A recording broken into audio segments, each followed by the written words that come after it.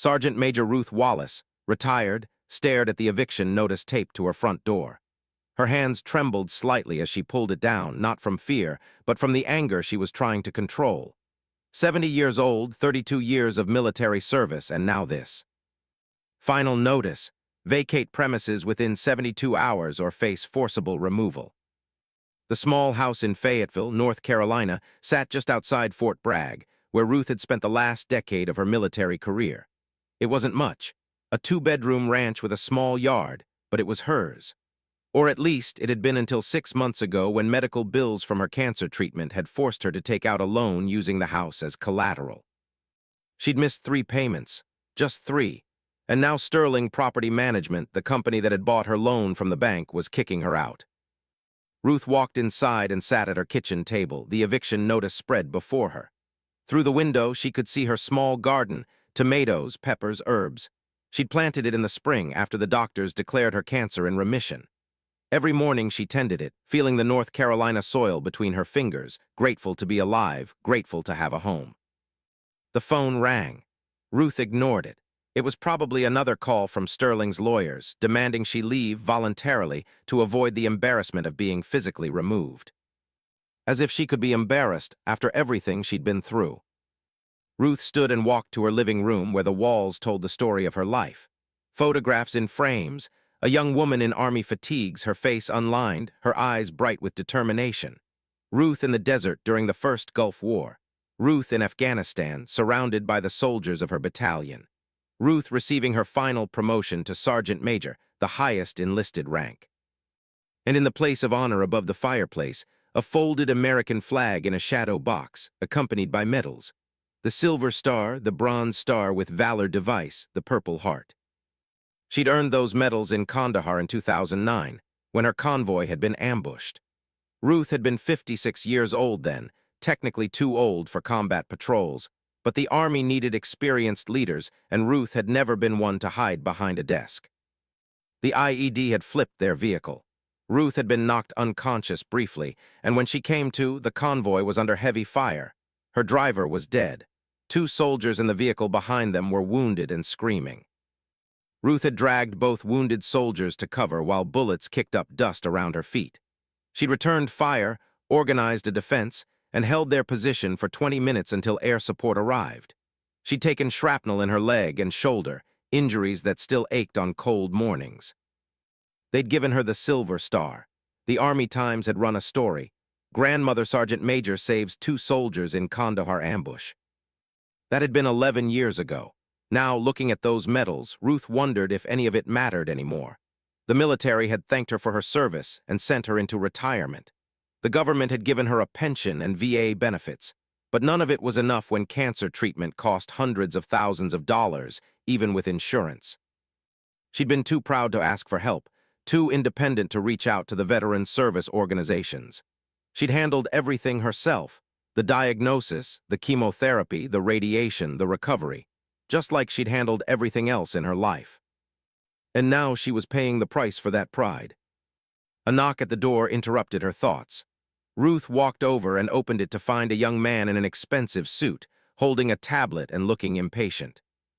"Ruth Wallace?" he asked, not bothering with any courtesy. "That's Sergeant Major Wallace," Ruth corrected quietly. The man barely acknowledged this. "I'm Derek Mitchell from Sterling Property Management. I'm here to discuss your eviction timeline." "I received your notice. I have 72 hours. Actually, I'm here to make you an offer. If you vacate the property by tomorrow morning, voluntarily, we'll forgive the 3 months of back payments you owe and give you $500 to help with moving costs." Ruth studied the young man. He was maybe 30, with styled hair and manicured nails. He'd probably never missed a meal in his life, never spent a night wondering if he'd survive until morning, never held a dying soldier in his arms. "And if I don't?" Ruth asked. "Then in 72 hours we'll obtain a court order and have the sheriff remove you and your belongings. It won't be pleasant, Sergeant Major. There will be deputies, possibly media attention. It would be much more dignified to leave on your own." "Dignified?" Ruth repeated. "You're taking my home and you're worried about my dignity." Mitchell's expression didn't change. I understand you're upset, but this is business. You defaulted on your loan. We have a right to reclaim the property. I asked for a payment extension. I explained about my medical situation. And we considered your request. Unfortunately, the terms of your loan don't allow for extensions. You signed the contract, Sergeant Major. I was desperate. The cancer was spreading, and I needed money for treatment that the VA couldn't provide fast enough. I sympathize truly, but Sterling Property Management has a fiduciary duty to our investors. We can't make exceptions based on personal circumstances. Mitchell held out his tablet. This is the voluntary departure agreement. Sign it, and you'll have your $500 by this afternoon. Ruth looked at the screen, then back at Mitchell's smooth, unconcerned face. Get off my property. Sergeant Major, I said get off my property. I have 72 hours. I'll use every minute of them. Mitchell sighed like she was being unreasonable. As you wish, but the offer expires at 5 p.m. today. After that, you'll leave with nothing but what you can carry. He left, and Ruth closed the door. She stood there for a long moment, then walked to her phone and made a call she'd been avoiding for months. Davidson County Veterans Service Office, a woman's voice answered. This is Sergeant Major Ruth Wallace, retired. I need help. Those 4 words, I need help, were among the hardest Ruth had ever spoken, but she was out of options and out of time. The next morning, Ruth sat in the cramped office of the Davidson County Veterans Service Office, across from a tired-looking man named Tom Henderson. He was in his 50s, a Vietnam veteran himself, and he listened to her story with increasing anger. Sterling Property Management, he said, shaking his head. They're vultures. They specialize in buying up distressed loans and then evicting people. We've dealt with them before. Can you help me? Ruth asked. I can try. We have some emergency assistance funds, but they're limited, and 72 hours isn't much time. Henderson pulled up information on his computer. Your military record is impressive, Sergeant Major. Silver Star, 32 years of service. You should have been treated better than this. Should have doesn't pay the bills. No, it doesn't. Henderson made some notes. Let me make some calls. There are organizations that help veterans facing eviction, and I'll reach out to some local attorneys who do pro bono work. Maybe we can get an injunction, buy you more time. I appreciate it. Don't thank me yet. The system is stacked against people in your situation. Henderson looked up from his computer. Can I ask you something, Sergeant Major? Why didn't you reach out sooner, before it got to this point? Ruth was quiet for a moment. Pride, I suppose. I spent my whole career being the one people came to for help, being the strong one, the one who had all the answers. Asking for help felt like failure. It's not failure, it's being human. As Ruth left the office, her phone rang, a number she didn't recognize. Sergeant Major Wallace, a woman's voice asked. Yes. This is Captain Emily Rodriguez. I served under you in Afghanistan in 2008 and 2009. I heard you were in trouble. Ruth was surprised. How did you hear that? Tom Henderson at the Veterans Service Office called me. He's my uncle. Sergeant Major, is it true you're being evicted? I don't want to burden anyone with my problems, Captain. It's not a burden. You saved my life in Kandahar. I was one of the soldiers you pulled from that vehicle. Rodriguez's voice was firm. I'm coming to see you today, and I'm bringing some people with me. Captain, that's not necessary. With respect, Sergeant Major, you don't get to decide this. We take care of our own. You taught us that. Rodriguez hung up before Ruth could protest further. That afternoon, a car pulled up outside Ruth's house. Captain Rodriguez, now Major Rodriguez, Ruth noted from her uniform, got out, along with 3 other people Ruth didn't immediately recognize. Then she looked closer and her breath caught. Master Sergeant James Cooper, who'd been a young private when Ruth had trained him. Lieutenant Colonel Sarah Kim, who'd been a lieutenant under Ruth's command. And Sergeant First Class Marcus Washington, another soldier from the Kandahar convoy. They all came to attention and saluted as Ruth stepped onto her porch. At ease, Ruth said, her voice catching slightly. What are you all doing here? What we should have done months ago, Rodriguez said, taking care of our Sergeant Major. They sat in Ruth's small living room and she told them the whole story. The cancer diagnosis, the experimental treatment that the VA had deemed not medically necessary, but that her civilian oncologist said was her best chance. The loan from Sterling Property Management, whose interest rates she hadn't fully understood when she was desperate and scared. The eviction. "How much do you owe them?" Kim asked. $18,000 in back payments and penalties. "That's it," Washington said. "That's what they're evicting you over. To them, it's just business. They're going to resell the house for 3 times what I owe. They don't care about my service or my situation." Rodriguez was already pulling out her phone. "I'm making some calls. How many members of the battalion are still in the area?" "I don't know," Ruth said. "I've been isolated since I got sick. I didn't want anyone to see me weak." "You're not weak," Cooper said firmly. "You're dealing with cancer and financial predators. That's not weakness, Sergeant Major. That's just bad luck." "And bad luck is something a battalion handles together," Kim added. Rodriguez stepped away to make phone calls. The others stayed with Ruth, looking through old photographs, sharing memories of their time serving together. "Do you remember when you made us run the obstacle course in full gear because someone left a footlocker unlocked?" Washington asked, laughing. "I remember you complaining the entire time," Ruth said with a small smile. "I also remember you running it with us, even though you were twice our age and had no reason to. Had to show you youngsters how it was done." Rodriguez returned, her face flushed with excitement. "Sergeant Major, I just got off the phone with Colonel Briggs from the battalion. He's retired now, but he's putting out the word through the veteran network. And I called the local news, Channel 14. They want to do a story about a Silver Star recipient being evicted by a predatory loan company." "I don't want to be on the news," Ruth protested. "I know, but sometimes you have to fight fire with fire. Sterling operates in the shadows, taking advantage of desperate people. Let's bring them into the light." That evening, a news crew arrived at Ruth's house. The reporter, a young woman named Jessica Chen, listened to Ruth's story and then interviewed her on camera. "Sergeant Major Wallace, you served your country for 32 years and earned the Silver Star for heroism. How does it feel to be evicted from your home?"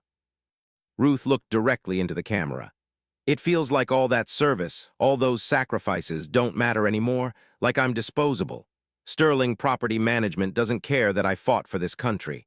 They just see a missed payment and an opportunity for profit."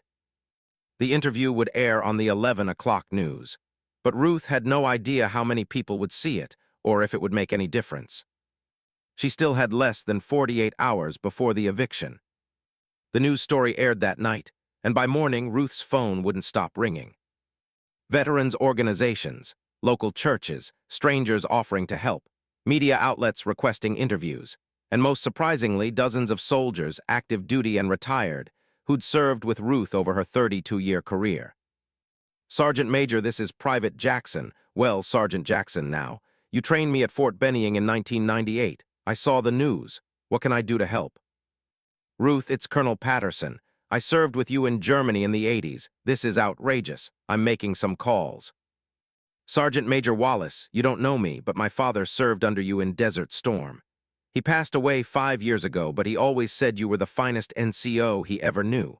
I want to help." Major Rodriguez showed up at Ruth's door at 7 in the morning with coffee and a legal pad covered in notes. "We've got 40 hours until the eviction," Rodriguez said. "Here's what we have so far. The battalion network has raised $11,000.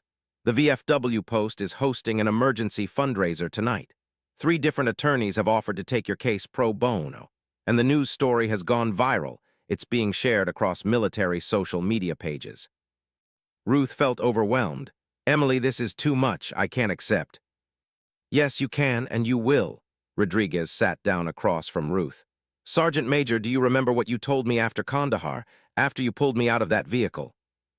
Ruth remembered the hospital in Germany, visiting Rodriguez after they'd both been evacuated. The young captain had been crying, saying she should have been stronger, should have saved herself. "I told you that soldiers take care of each other," Ruth said quietly, "that no one survives alone." "Exactly, so stop trying to survive alone. Let us help you." The doorbell rang. Ruth answered it to find a man in his 60s, dressed in jeans and a veteran's cap, holding a toolbox. "Sergeant Major Wallace, I'm Bill Morrison, contractor. I heard your house needs some repairs before these vultures try to resell it. Thought I'd fix it up for you instead. No charge." Behind him were 3 other men, also veterans, also carrying tools. "We're here to work, Sergeant Major," one of them said. "Just point us in the right direction." By noon, Ruth's house was full of activity. Veterans were repairing her sagging porch, fixing a leaky roof, painting the fence. Others were in her yard, weeding the garden and planting flowers. Still more were inside, organizing a legal strategy and coordinating the fundraising efforts. Ruth walked through her home in a daze, watching this small army of people working on her behalf. Most of them she didn't even know. But they all knew her, or knew of her, or knew someone she'd served with. Tom Henderson from the Veterans Service Office arrived with a check. The VFW Emergency Fund approved $5,000. It's not everything you need, but it helps. "Thank you, Tom." "Don't thank me. Thank the thousands of veterans who have contributed to this fund over the years, knowing it would help someone like you when the time came." At 2 o'clock, a sleek black car pulled up outside. Derek Mitchell from Sterling Property Management got out, looking annoyed. He approached Ruth's front porch, where she stood with Rodriguez and several other veterans. "Ms. Wallace, what's going on here? You have people trespassing on Sterling property." "It's still my property for another 34 hours, Ruth said calmly. "And these are my friends helping me prepare to move." Mitchell's eyes narrowed as he noticed the news van that had just pulled up. "I see. You're trying to create a media circus to pressure us into backing down. It won't work. Sterling has a legal right to this property." "A legal right based on a predatory loan you sold to a desperate cancer patient," Rodriguez interjected. "Maybe that's legal, but it's not moral." "I don't have to justify my company's business practices to you, Major." Mitchell glanced at Rodriguez's rank. "Whoever you are." "I'm one of the soldiers Sergeant Major Wallace saved in Afghanistan, and I'm just the first of many who'll be here tomorrow if you try to evict her." Mitchell smirked. "Is that a threat?" "It's a promise. We take care of our own." Mitchell turned back to Ruth. "The offer I made still stands. Leave voluntarily, save yourself the embarrassment. Because tomorrow at noon, the sheriff will be here with a court order, and you will be removed from this property. No amount of media attention or military friends will change that." He got back in his car and drove away. Rodriguez put a hand on Ruth's shoulder. "He's wrong. We're not going to let this happen." But that night, lying in her bed, Ruth wasn't so sure. The fundraising had been incredible. They were up to $16,000 now. But they still needed $2,000 more, plus penalties and fees that Sterling kept adding. And even if they raised the money, would Sterling accept it? Or would they push forward with the eviction anyway, making an example of her? Ruth got up and walked to her living room, looking at the medals on the wall. The silver star gleamed in the moonlight coming through the window. She'd faced enemy fire and survived. She'd beaten cancer and lived. But this fight felt different, harder somehow, because it wasn't about bravery or strength. It was about money and legal technicalities, and those were battles she didn't know how to win. Her phone buzzed, a text from a number she didn't recognize. "Sergeant Major Wallace, this is Sergeant Danny Ortiz. You trained me in 2003. I'm stationed in Germany now, but I heard what's happening.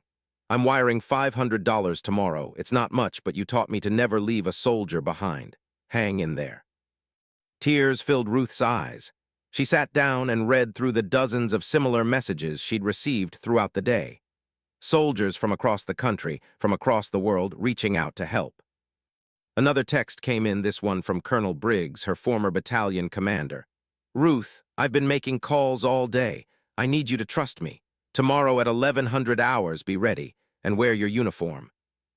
"My uniform," Ruth texted back. "Why?" "Just trust me, it's important." Ruth went to her closet and pulled out her old army dress uniform. She hadn't worn it in years. Would it still fit?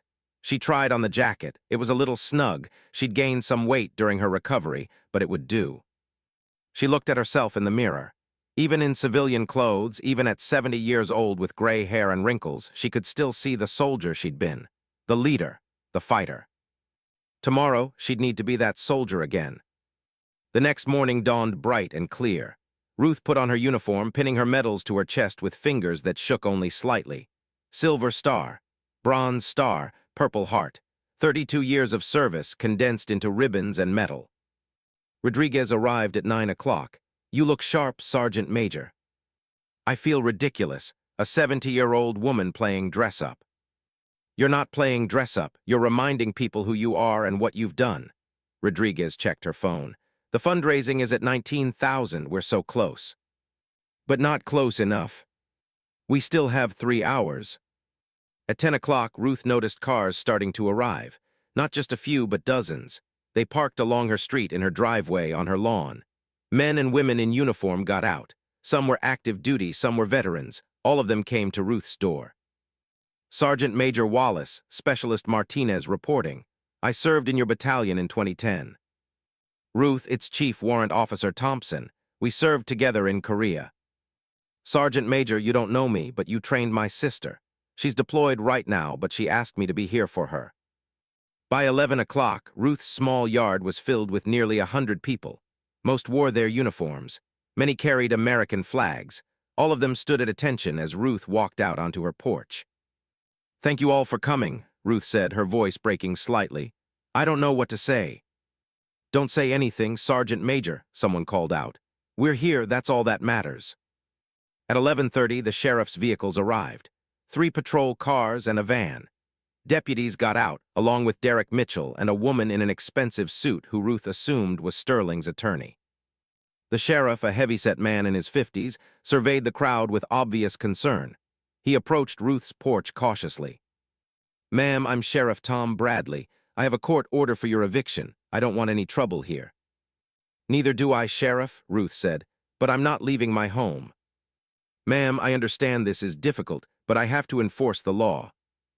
The law, one of the veterans called out, that lets predatory companies steal homes from disabled veterans. The crowd murmured in agreement. Sheriff Bradley raised his hands.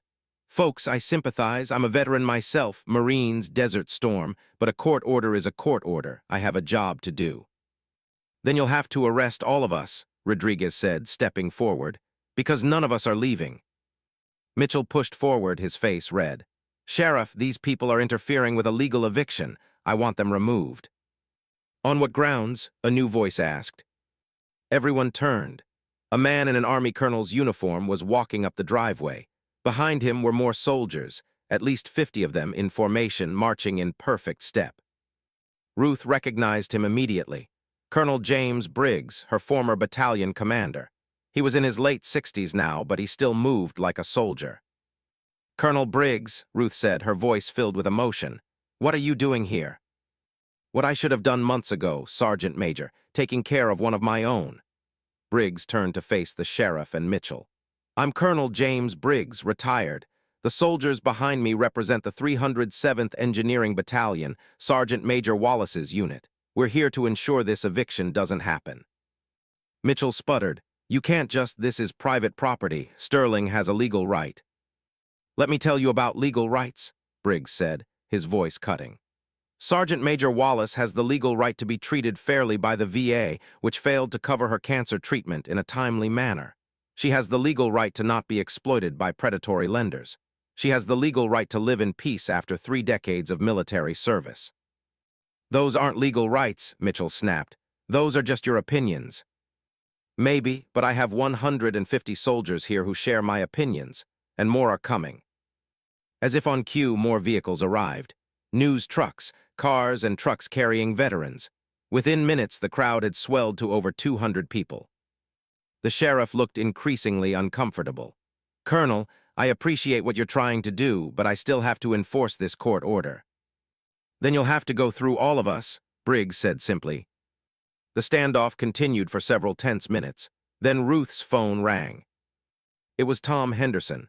Sergeant Major, we did it. We just hit $22,000. You have enough to pay off Sterling and keep your house. Ruth's knees went weak. Rodriguez caught her arm, steadying her. Sheriff, Ruth called out. I have the money. The full amount Sterling is owed, plus penalties and fees. Mitchell's expression darkened. That's impossible. You couldn't have raised. We raised it, Rodriguez interrupted. Veterans across the country contributed. Now you have a choice, Mr. Mitchell. You can accept payment in full and walk away. Or you can try to proceed with this eviction in front of 200 witnesses and a dozen news cameras. The Sterling attorney whispered something to Mitchell. He looked furious but finally nodded. Fine, we'll accept payment, but it has to be certified funds delivered by close of business today. "It will be," Henderson said, having arrived with a check. "This is from the Davidson County Veterans Emergency Fund, pending reimbursement from the individual donations. It's certified and it's valid." Mitchell snatched the check and stalked back to his car without another word. The sheriff tipped his hat to Ruth. "Ma'am, I'm glad this worked out. Thank you for your service." As the sheriff's vehicles drove away, the crowd erupted in cheers. The celebration on Ruth's lawn lasted for hours. Veterans she'd served with decades ago embraced her. Young soldiers she'd never met thanked her for her service. News cameras captured it all: the crowd, the flags, the tears of relief and joy. Colonel Briggs pulled Ruth aside. "How are you holding up, Sergeant Major?" "I'm overwhelmed, sir. I can't believe you brought the whole battalion." "I didn't bring the whole battalion. This is maybe a third of them. The rest are deployed overseas or couldn't get here on short notice, but they all contributed to the fund, every single one." Briggs paused. "Ruth, I owe you an apology. When I heard you were sick, when I heard you were in trouble, I should have reached out immediately. Instead, I assumed you were handling it because you always handle everything." "That was my fault, not yours. I didn't ask for help." "You shouldn't have had to ask. We should have been there." Briggs gestured to the crowd. "But we're here now, and we're not going anywhere." Over the next several days, the story exploded beyond the local news. National media picked it up. "Veteran Battalion stops eviction of Silver Star recipient." Ruth found herself being interviewed on morning shows, featured in newspapers, discussed on social media. But more importantly, her story sparked a larger conversation about predatory lending practices targeting veterans, about gaps in VA coverage, about how America treats its retired service members. Senator Patricia Garrison from the Armed Services Committee called Ruth personally. "Sergeant Major Wallace, I've read about your situation. It's unacceptable. I'm introducing legislation to protect veterans from predatory lenders and to close the gaps in VA medical coverage that put you in this position." "That's kind of you, Senator, but I don't want special treatment." "It's not special treatment. It's basic decency. And your story has given me the ammunition I need to push this through Congress." Ruth also received a call from the president of Sterling Property Management, not Derek Mitchell, but his boss, a man named Richard Sterling. "Sergeant Major Wallace, I want to apologize for how our company handled your case. Mr. Mitchell's approach was inappropriate. Sterling Property Management is issuing you a full refund of all interest and fees you paid on your loan. Your house is yours, free and clear." Ruth was stunned. "Mr. Sterling, I don't understand. Why would you do that?" "Because the negative publicity is costing us millions. And because, frankly, what we did to you was legal but wrong. Consider it our way of making amends." After he hung up, Ruth sat in her quiet kitchen, trying to process everything that had happened. Her house was saved. She had no debt. The money that veterans had donated could be returned to them or given to other veterans in need. She'd won, but the victory felt strange. For so long, she'd been alone, fighting her battles by herself. Now she was surrounded by people who cared, people who dropped everything to help her. Rodriguez stopped by that evening with takeout food. "You need to eat, Sergeant Major. You've barely had anything in days." They ate Chinese food at Ruth's kitchen table, and Ruth finally asked the question that had been bothering her. "Emily, why did you all do this? I'm just one old soldier. There are thousands of veterans in worse situations than mine." Rodriguez set down her chopsticks. "Do you really not know?" "I know we served together. I know I was your commander, but that was years ago. Sergeant Major, you saved my life in Kandahar. But more than that, you taught me what it means to be a soldier.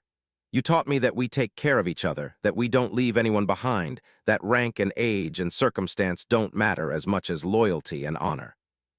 I was just doing my job." "No, you were being the leader we all needed. And when word got out that you were in trouble, that you were facing eviction after everything you'd sacrificed, it was our turn to be the leaders you taught us to be."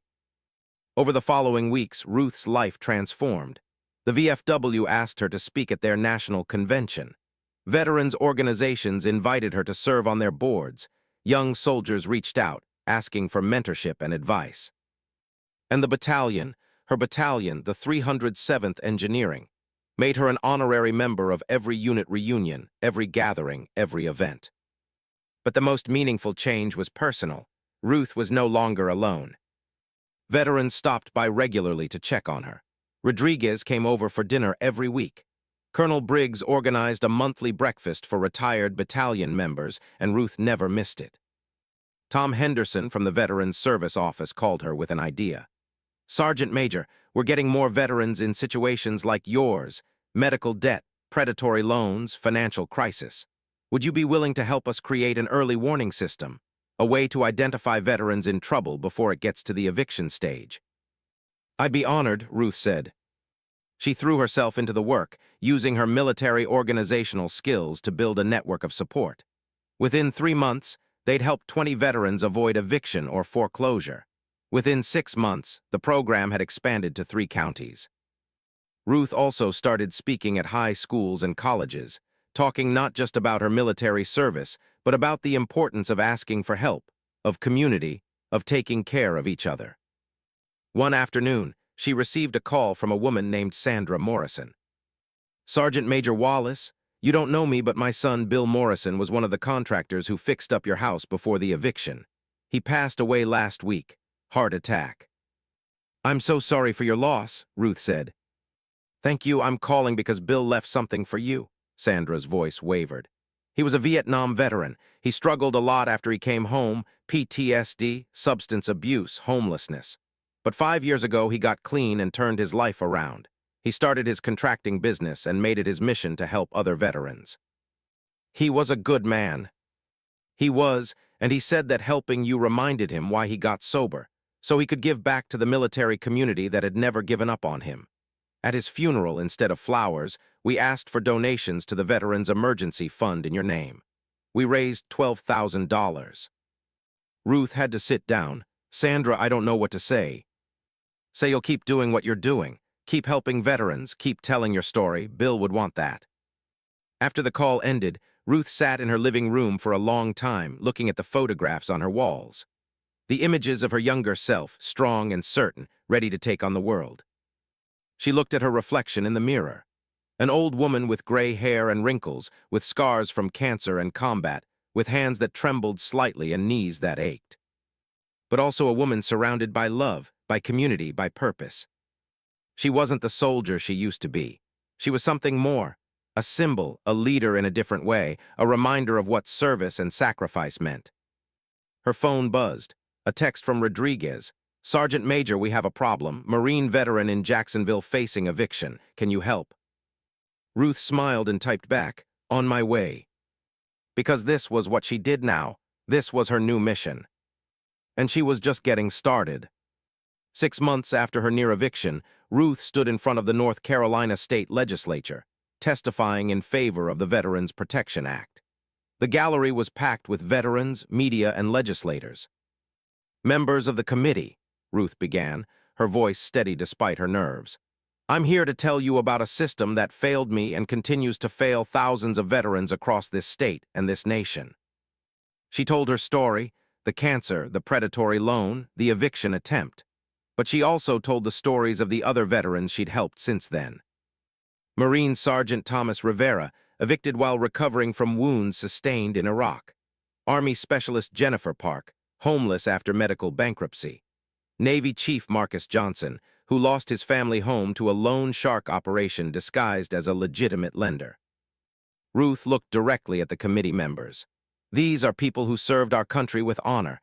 They don't deserve to be preyed upon by companies that see their desperation as a profit opportunity. The Veterans Protection Act would close the loopholes these predators exploit. I urge you to pass it. The testimony was covered extensively in the media, and 2 weeks later, the legislature passed the bill unanimously. Governor Sarah Mitchell signed it into law at a ceremony in Raleigh, with Ruth standing beside her. "This law exists because Sergeant Major Wallace refused to give up," the governor said, "because she turned her personal crisis into a call for justice. North Carolina is better because of her service, both in uniform and out of it." But Ruth's work was just beginning. The network she'd helped create, the Veterans Early Warning System, was expanding across the state. They'd helped over 200 veterans avoid financial crisis, connecting them with resources before situations became desperate. Ruth also started teaching classes at the local community college. Financial literacy for veterans became one of the most popular courses, with waiting lists every semester. And every month without fail, the battalion gathered. It started small, just Colonel Briggs, Rodriguez, and a handful of others meeting for breakfast. But it grew. Soon there were 50 regular attendees, then 100. They met at the VFW hall, sharing stories, supporting each other, staying connected. Ruth was always the guest of honor, though she protested every time. "I'm not special," she'd say. "Yes, you are," they'd reply. One Saturday morning at the battalion breakfast, Colonel Briggs stood to make an announcement.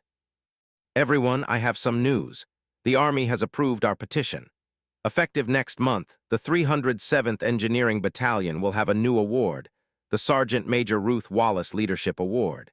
It will be given annually to the enlisted soldier who best exemplifies the values of service, sacrifice, and taking care of others." The room erupted in applause. Ruth felt tears streaming down her face. "Jim, you didn't have to do that," she said when the noise died down. "Yes, we did. Your name should be remembered, Ruth. Your example should inspire future generations." Later that day, Ruth returned home to find a package on her doorstep. No return address, just her name written in careful handwriting. Inside was a handmade quilt, composed of squares sent from veterans across the country. Each square had a name, a rank, and a brief message. "Thank you for your service, Sergeant Major. You inspired me to be better.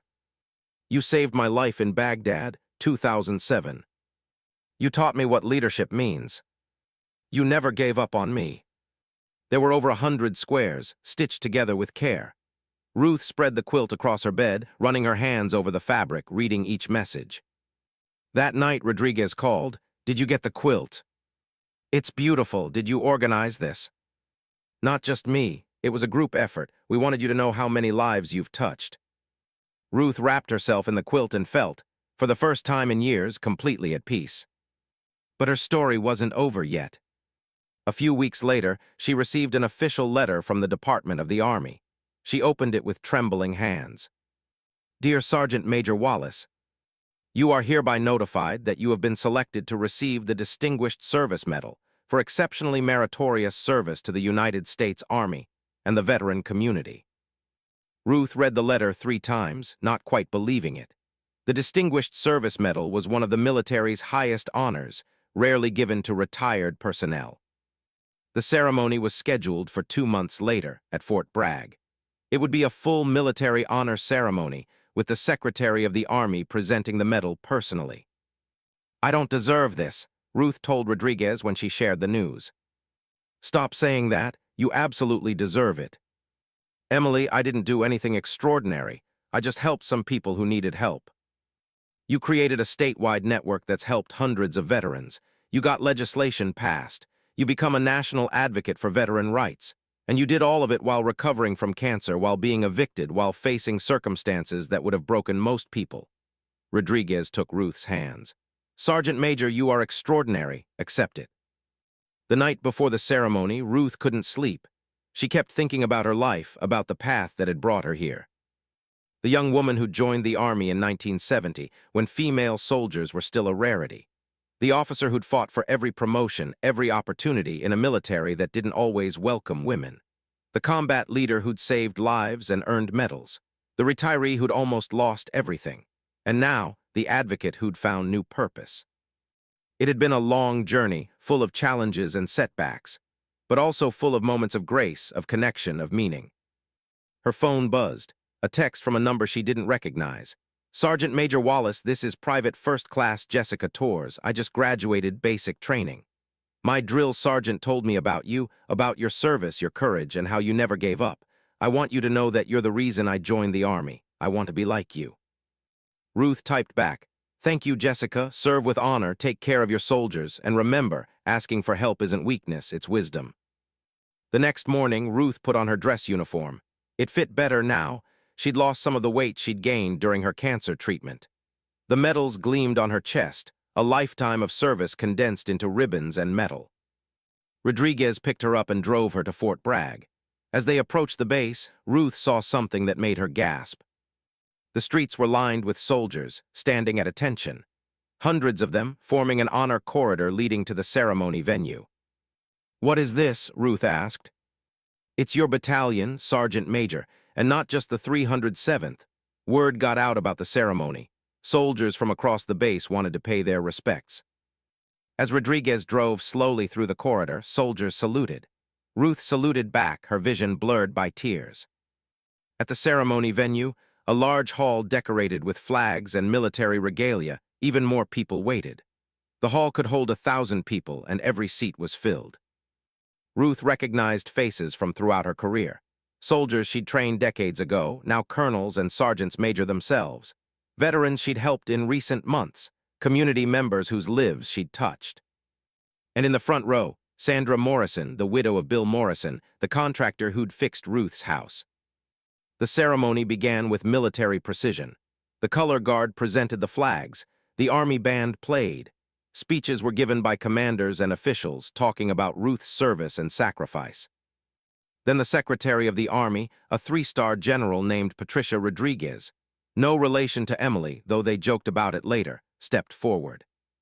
Sergeant Major Ruth Wallace's career exemplifies the highest ideals of military service, the secretary said. But what she's done since retirement may be even more important. She's reminded us that service doesn't end with a retirement ceremony, that our obligations to our fellow soldiers continue for life, that the bonds forged in uniform are unbreakable. The secretary pinned the Distinguished Service Medal to Ruth's uniform, then stepped back and saluted. Ruth returned the salute, her spine straight, her bearing proud. The entire hall rose to their feet, applauding. The ovation lasted for 5 full minutes. Afterward, there was a reception. Ruth moved through the crowd, accepting congratulations, embracing old friends, meeting new ones. A young captain approached her nervously. "Sergeant Major Wallace, I'm Captain David Chen. I'm taking command of Charlie Company, 307th Engineering Battalion next month." "Congratulations, Captain. That's a fine unit." "I know, and I'm terrified I'll mess it up." Chen hesitated. "I was wondering if you might be willing to meet with me sometimes, to mentor me. I know you're busy, but—" "I'd be honored," Ruth interrupted. "Taking care of young leaders is what old sergeants major do best." Chen's relief was visible. "Thank you, Sergeant Major." As the reception wound down, Colonel Briggs found Ruth sitting quietly in a corner, watching the crowd. "How are you doing, Ruth?" "Overwhelmed, grateful, still not quite sure I deserve all this." "You do, but I know that's not what you want to hear." Briggs sat beside her. "Can I tell you something? When I heard you were being evicted, I was ashamed. Ashamed that I hadn't stayed in touch, hadn't checked on you, hadn't made sure you were okay. I'd failed as a commander." "Jim, you weren't my commander anymore. You didn't fail anyone." "Yes, I did, because the bonds we form in the military don't end with retirement. You taught me that. And when the battalion rallied to help you, it wasn't just about saving your house. It was about honoring those bonds, about living up to the values you'd instilled in us." Ruth felt tears forming again. "I just wanted to make a difference." "You did, you do, and you will continue to for as long as you're able." That evening, Ruth returned to her small house in Fayetteville. The house that had almost been taken from her, that now represented so much more than just a place to live. It represented community, connection, the unbreakable bonds of military service. She made tea and sat in her living room, looking at the walls covered with photographs and memories. The quilt from the veterans was folded on her couch. The Distinguished Service Medal sat on her coffee table, still in its presentation case. Ruth thought about the journey that had brought her here, the struggles and the triumphs, the moments of despair and the moments of grace. She thought about the young woman who joined the Army 50 years ago, looking for purpose and finding a family. She thought about the leader she'd become, the soldiers she'd trained, the lives she'd touched. And she thought about the future, about the work still to be done, about the veterans still in need of help. Her phone buzzed, a text from Rodriguez. "Sergeant Major, we just got a call from a Navy vet in Wilmington, facing eviction. Can you help tomorrow?" Ruth smiled and typed back, "I'll be there."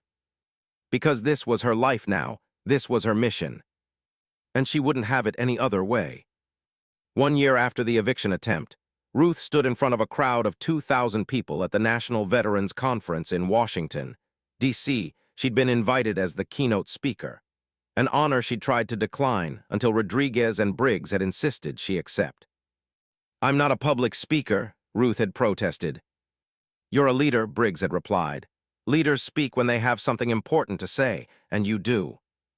Now looking out at the sea of faces, veterans from every branch, every generation, every background, Ruth felt the weight of responsibility. I'm going to tell you about the worst day of my life, she began. The day I received an eviction notice from a predatory lending company. The day I realized that 3 decades of military service hadn't protected me from financial ruin. The day I felt completely alone. She told the story they'd all heard by now, the cancer, the loan, the eviction, the battalion showing up. But she added something new.